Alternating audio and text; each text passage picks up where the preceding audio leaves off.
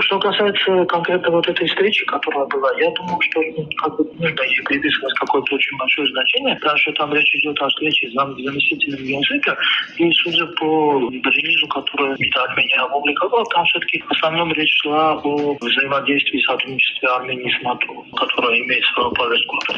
Что касается, то есть это иногда как бы дежурно обсуждается, эти вопросы урегулирования и так далее. То есть пока что признаков, что НАТО каким-то образом будет в это дело вмешиваться, нет. Что касается возможности участия стран НАТО в вот этом маршруте Трампа и так далее, тут, конечно, ничего нельзя исключать, потому что начнем с того, что уже сам этот проект будет реализовываться от двух стран НАТО, то есть самими Соединенными Штатами. И, во-вторых, относительно того, что, может быть, какие-то другие страны будут участвовать, совсем ничего нельзя исключать, потому что непосредственно подробности того, как это все будет реализовываться, их просто не существует, их нет, неизвестно.